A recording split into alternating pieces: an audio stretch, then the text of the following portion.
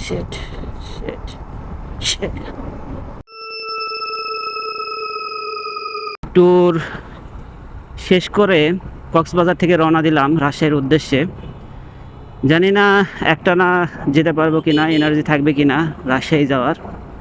যদি energy loss হয়ে যায় তাহলে ঢাকাতে গিয়ে স্টে করব। আর যদি মনে করি না যেতে পারবো তাহলে একবারে রাজশাহী ব্যাক করব। এখন বাজে সকাল 11টা 5 মিনিট। কি গো ভাই, রাস্তাঘাট না দেখে, না সিগন্যাল দেয়, না দেখে। রাস্তাটা অনেক সুন্দর, দুই সাইডে রাবার বাগান, মাঝখান দিয়ে রাস্তা এবং সুন্দর কর্নারিং। সুন্দর একটা কর্নারিং দিলাম। কর্নারিং দিতে ভয় লাগে, কারণ এদেশের মানুষ তো লেন মেনে চলে না। সমস্যা তো এখানে। আমি আমার লেনে আসি, দেখা যাচ্ছে আমার লেনে এসে কেউ উড়ে দিয়ে চলে যাচ্ছে। শামন সেতুর যে সৌন্দর্য, এটা বলার অপেক্ষা রাখে না।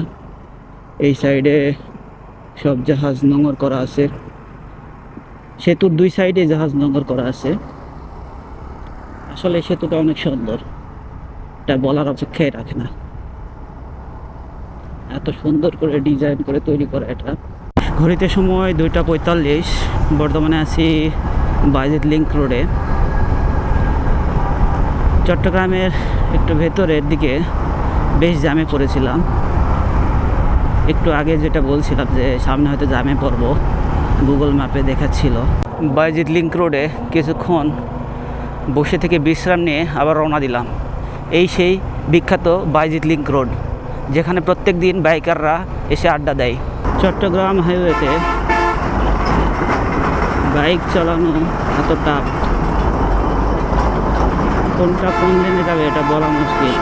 এখানে গেমে ঠিক যেরকম বাইক রেস খেলেন, তো বাইক রাইড করেন, এখানে ঠিক এভাবে ক্লস কল করতে হয় এবং সবার ইন্ডিকেটর লাইট খেয়াল রাখতে হয় কে কোন দিকে যাবে।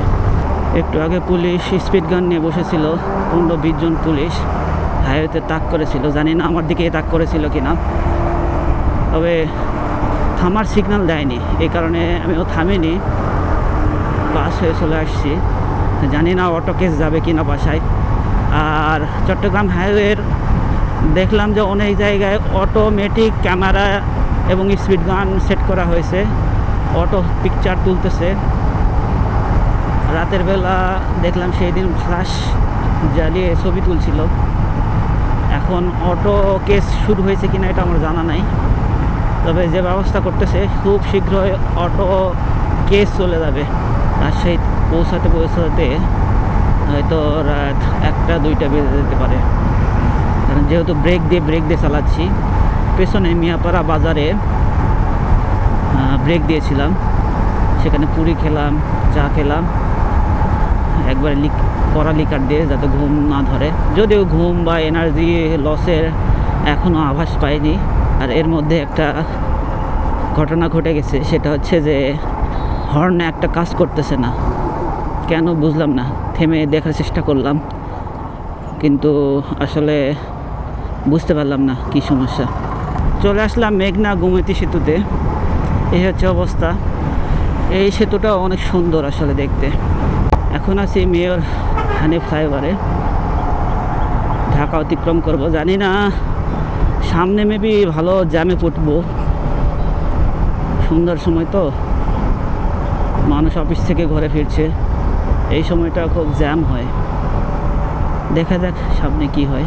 মেয়র হানিফ ফ্লাইওভারে যে পরিমাণে জ্যাম, কিছু বলার নাই। মাঝখান দিয়ে চলে যাচ্ছি।